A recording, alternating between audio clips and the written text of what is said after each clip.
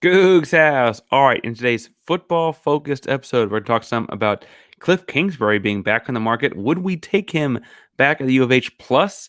I know it's hard to say after TCU just got throttled in the national championship game, but did they kind of lay a groundwork outline for what the Cougars can do as they enter the Big 12?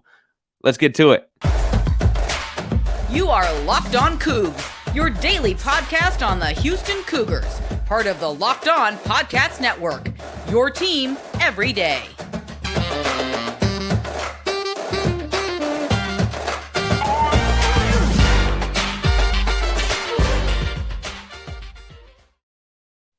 Welcome to Locked On Cougars, daily podcast about your Houston Cougars.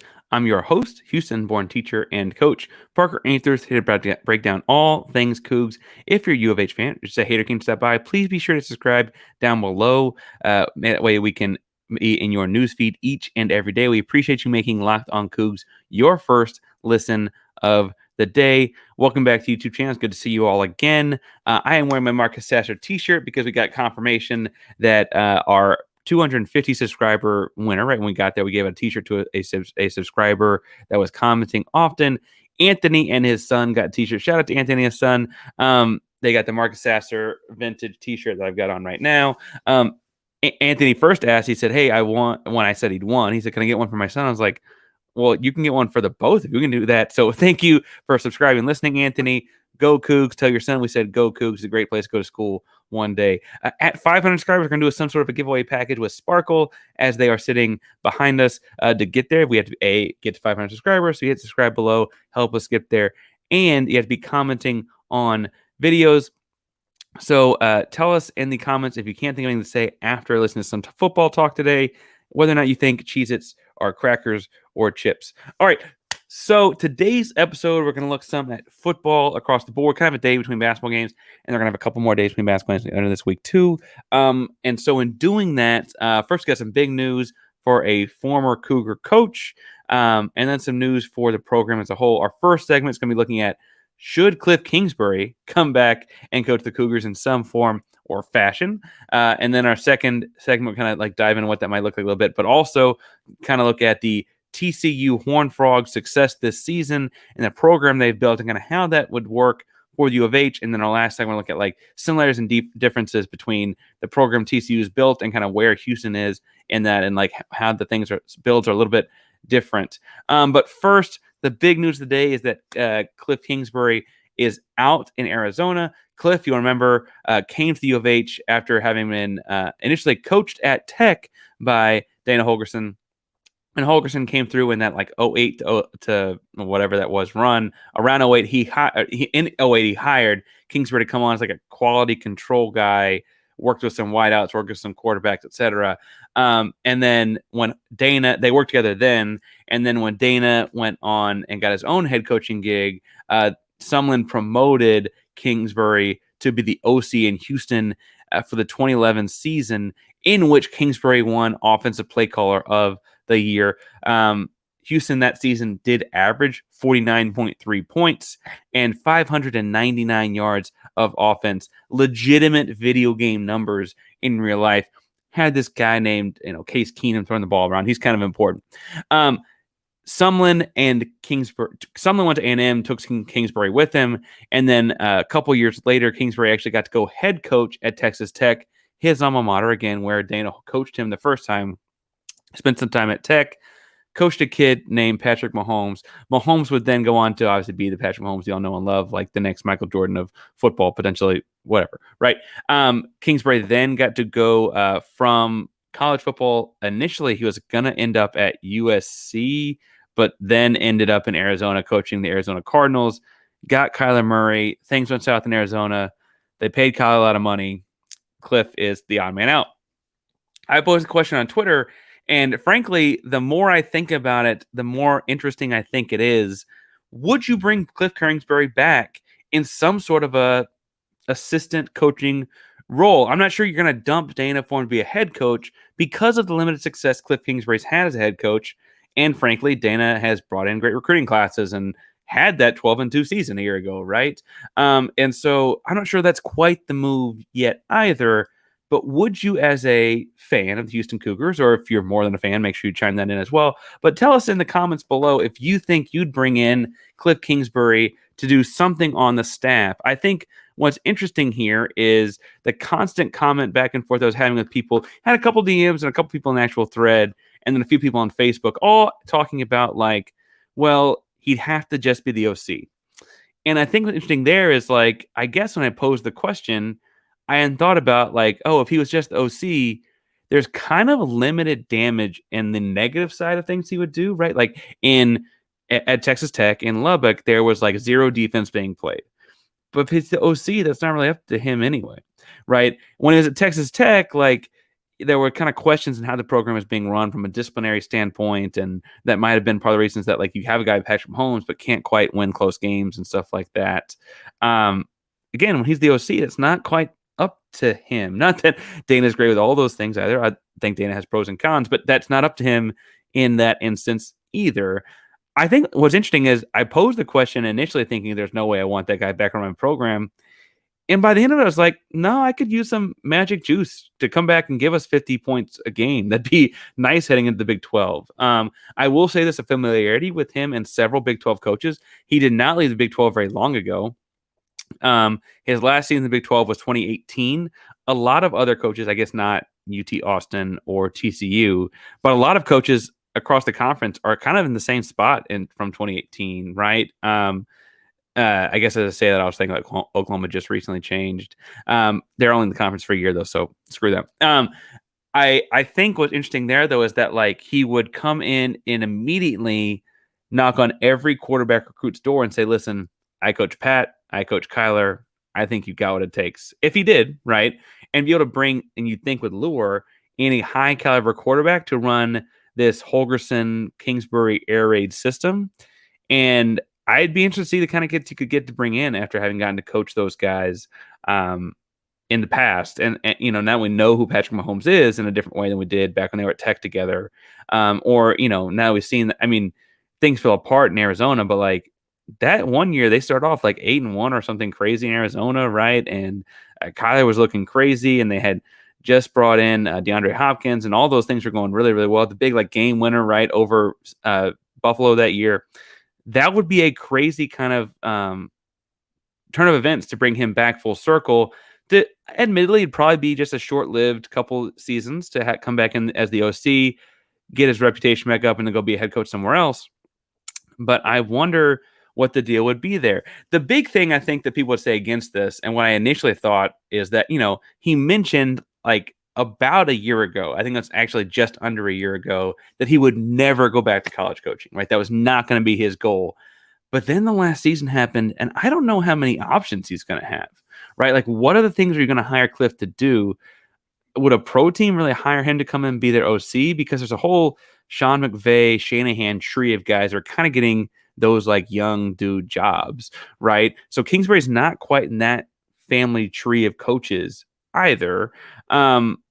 But also, you kind of want the guy that went 11-6 and came in second in the NFC West, because the NFC West that year had the Super Bowl champion, I guess a year later, Super Bowl champion LA Rams, or that year LA Rams. They also had the San Francisco 49ers, who like had just been in the NFC Championship game the year before, the same exact NFC West, and he came in second in that. Russell Wilson, I guess, is also in the Pacific Northwest along the way there. That's a pretty strong team. I wonder, as I look at this, how much. So again, he worked with Keenum, he worked with Mahomes, he worked with Kyler Murray. My worry would be in this initial season, right? He's going to have Lucas Coley or Donovan Smith, and those guys I think are very talented athletes. I'm excited to see the kind of. I love running quarterbacks. I'm excited to see the kind of things I've seen out of the highlights of Donovan Smith. I'm excited to see what that looks like in a Houston Cougar uniform. But that's not. Kyler and Patrick are super mobile, and I would say Case Keenum. What's the classic? You say short white guys deceptively athletic, right? I would be interested to see what he does. The guy who's biggest weapon at Tech appeared to be his legs, right? I think Donovan Smith has an underrated arm, but I do think his biggest weapon is still his legs. And I wonder what it looks like when that's the guy running a air raid offense. We're going to see it with Dana anyway. I think Dana and his experience, and he's a little bit older, is probably more likely to be flexible with what he does than bringing in Kliff and finding a new guy. I will say with the new transfer portal in the modern college football world, though, like, they could find a new guy pretty fast if they needed to. I'm saying all this. This is never going to happen, right? He's Kliff Kingsbury. I'm getting excited to talk myself into this. I was not like legitimately hours ago when it's been 12 hours since I put on Twitter. This was not the mode. I was not favor of it. What he's going to go do, he's going to go get on like classic coach's career rehab tour and sit on Nick Saban's sideline for a year and then he'll get a new job. Seems to be what Bill O'Brien, it seems to be what everyone does, right? But suffices to say, after thinking it through, I am far more intrigued. And we'll see what happens because I'd love to be doing 600 yards of offense and 49.3 points per game going into the Big 12 next season. That would make defense a lot easier. Anyway, speaking of making things easier, if you are looking for a delicious treat to get into your New Year's resolution, let me recommend Built Bar. Now, Built Bar is all the taste, all the chocolate, all the flavor, and none of the fat and calories. You got to find Built Bars. When you get through the holiday, I know like my goal is always after the holidays, eat a little bit healthier. If you're like me, you want to eat healthier, but you don't want to compromise taste, I have just a thing for you want to try. Built is a healthy and actually tasty. For starters, they're covered in 100% real chocolate. Yes, that's right, real chocolate. They come in flavors like churro, peanut butter brownie, coconut almond. I don't know if Built really does. I don't know what the stuff is on the inside, but it tastes like a candy bar while maintaining amazing macros. And what's even better is that they are healthy, only 130 calories and 4 grams of sugar with a whopping 17 grams of protein in each bar.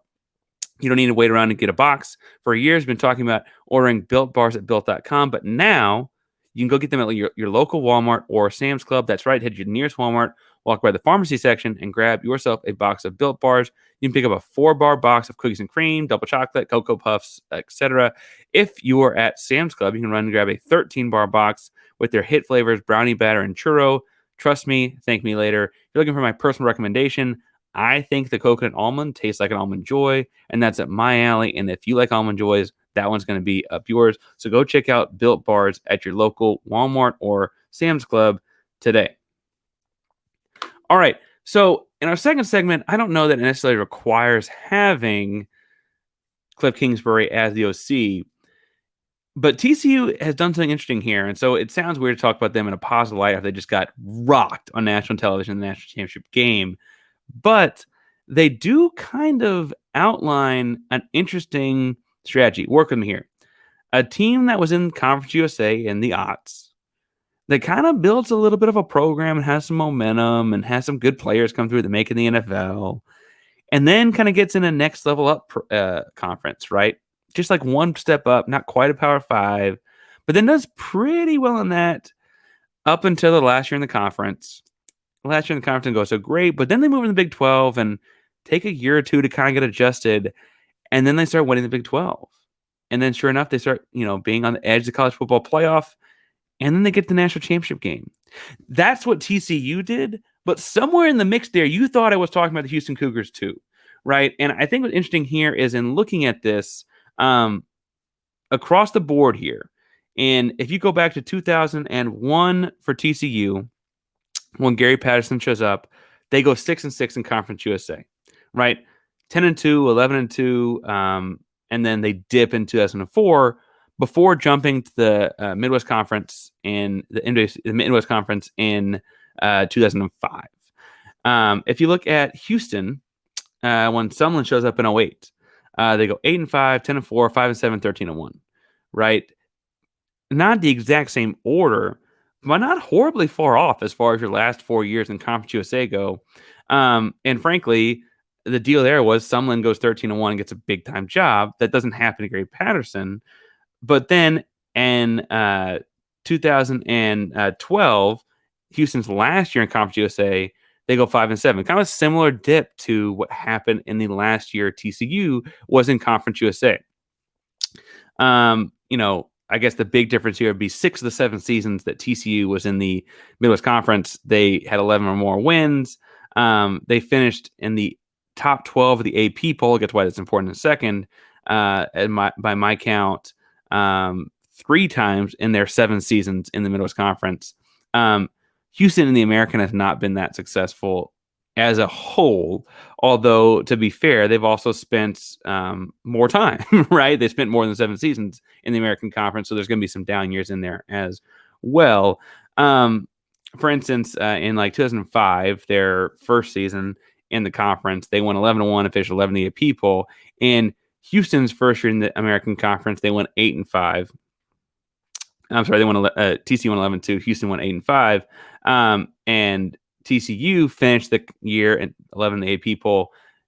Houston lost in the BBVA Compass Bowl to Vanderbilt, right? Like, just a little bit different feel, but on the whole, across the time here, like Houston has a couple of different, a 13-win season, a 12-win season, a 9-win season, where they had to like replace the coach in the bowl game. Like those things happen in Houston too. What's interesting to me is in projecting what happens to Houston in the Big 12. In TCU's first season in the Big 12, they went 7-6 and lost the Buffalo Wild Wings Bowl to Michigan State with a kid named Le'Veon Bell. He's pretty freaking good, right? In their second season in the Big 12, they went 4-8. I think Houston's set up to do better than that in their first 2 years in the Big 12. Knock on wood. But I think Houston will do better than that. In their third season in the Big 12, TCU went 12-1, destroyed Ole Miss in a Peach Bowl, and finished third place in the AP. Are you telling me there's a chance Houston's only 3 years away from finishing third place overall in the AP poll? Because in the modern system, that's a playoff spot, right? Now, admittedly, the college football playoff operates in a very different sphere and all those kinds of things. But I do think Houston could be 3 years away in the sense that, like, they just signed MHP, right? Mikhail Harrison Pilot is that kind of a game changer. The year before, they just signed Matthew Golden, right? If you're a quarterback and you want to come slinging around, why wouldn't you go to the third ward and sling it to those guys? Meanwhile, in the time building between now and then, we're going to have Donovan Smith and Lucas Coley fight it out, right? But man, with 2 wideouts like that, why wouldn't you want to come slinging around, right? Not to mention we have Alton McCaskill in the backfield coming back, hopefully healthy and 100%, right? That's an all-star caliber running back coming in and making plays out of the backfield. I would not be surprised if Houston was Big 12 ready and good in 3 years.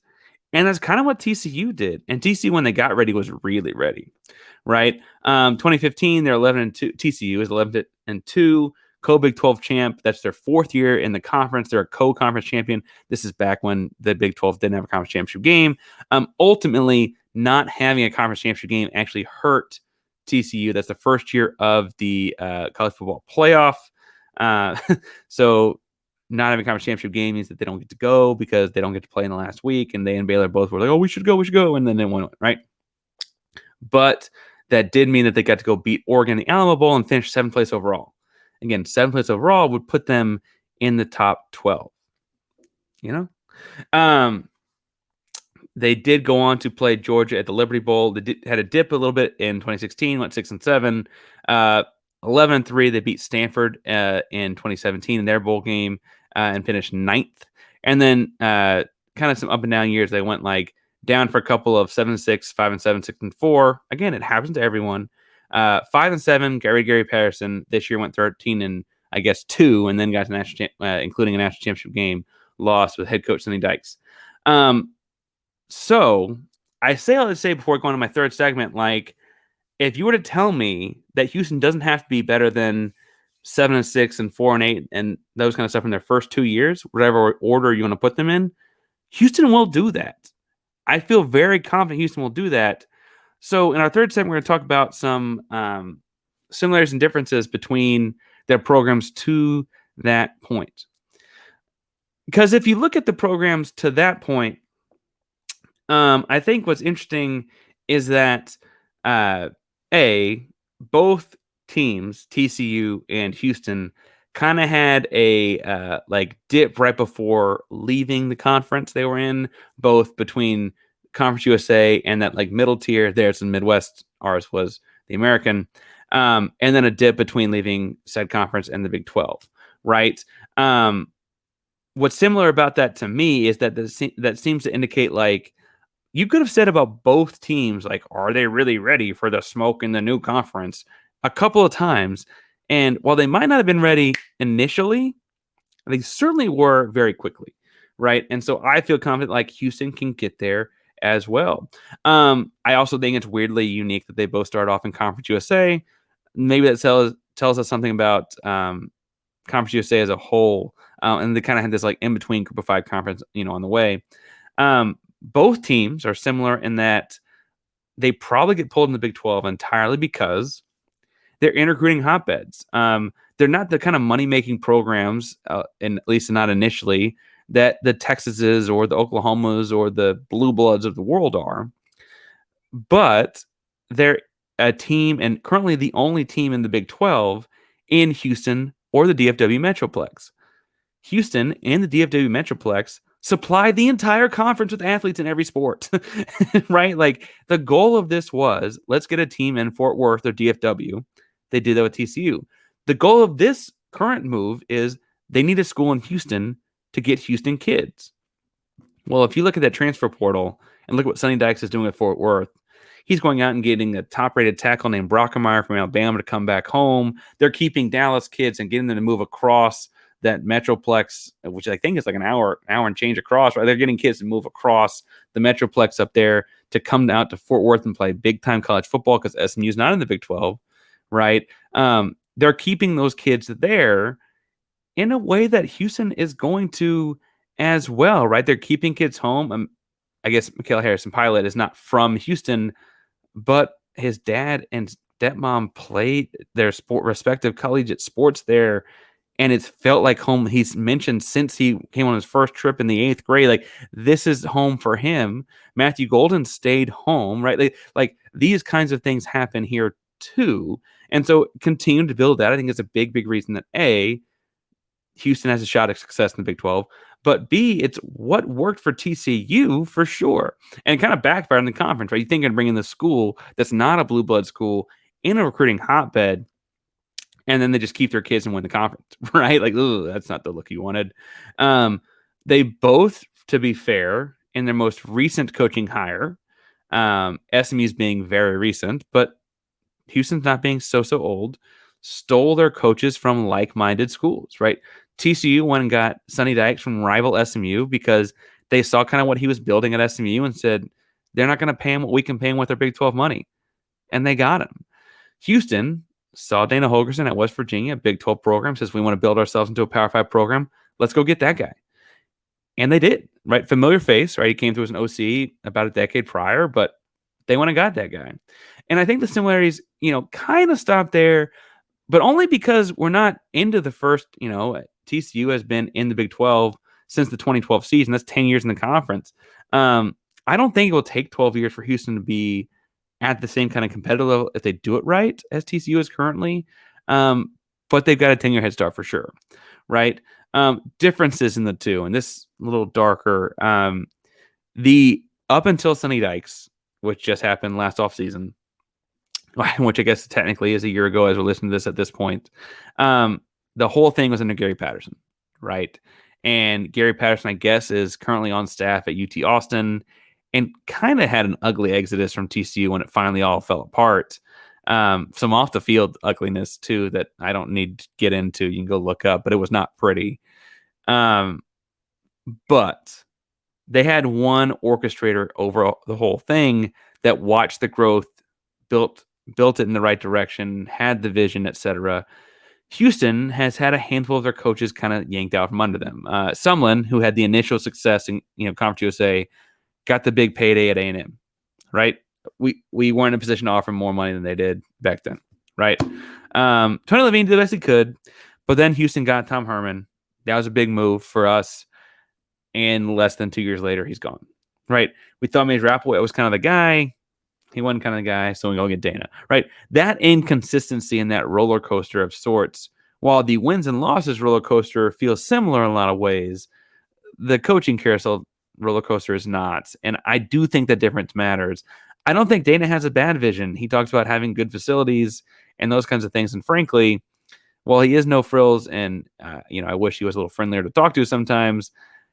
And there's the occasional question I have about, well, why'd you call this here? Why'd you call that there? He does have a vision, I think. His vision is just more nonchalant than I think some of us would be. TCU, to their credit as a program, built both offensively and defensively. And while Houston has like a great defensive line and kind of has built this mentality of having a great defensive line year in, year out, and it's a couple of pro corners right now, and Marcus Jones, right? It's a school that's always built offense. For whatever reason, Houston has been an offensive school for what feels like my whole life, and beforehand, Andre Ware. I look at it and think, okay, this is a school that is always going to have offensive, always going to find a way to score points. TCU has been much more balanced over the course of their 20-year build to this point. And so I think those two differences, being a balanced approach, probably does tie in having the same guy in charge the whole time. It's in his vision. It's just unique to me that Houston, regardless of who's in charge, has been offensively focused. I say that to say that, like, realistically, you could end up with Houston playing for a national title because, I'm not saying it takes a year or two, but I also don't think it takes 10. TCU was in the top 12 early on in their tenure in the Big 12 and kind of built this program that was in the top 3 over the course of like the last couple of years. But early on in their tenure in the Big 12 was in the top 10, 11, 12 spots in the country. And we're looking at an expanded playoff picture in the very near future, right? And so, like, Houston doesn't have to be the third best team in the country at the end of November to get into the playoff picture. And once you're in the playoff picture, bluntly, anything can happen. It's 1-game samples, man. Like, I guess 1 through 4 does get a bye, but there's no reason that, like, your quarterback doesn't just have a great day on offense, right?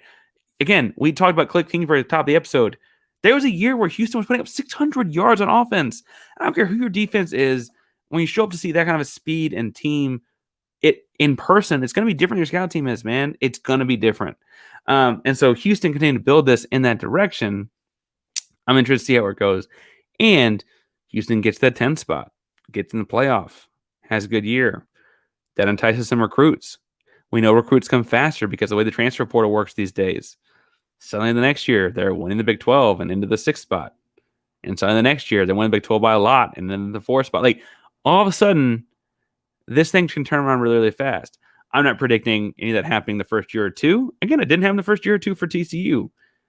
But I think it can happen quickly. I think TCU is evidence that it can. And I'm happy to talk more about it on Twitter, Instagram, wherever you want to. So make sure you find me at Painsworth512. It's PAINSWORTH 512 and all the social media handles. We have to talk all things Cougs, football, basketball. I guess we're about to turn on and start baseball and those kinds of things as well. We can also talk Rockets as they implode, or the Astros and like gloat about the World Series.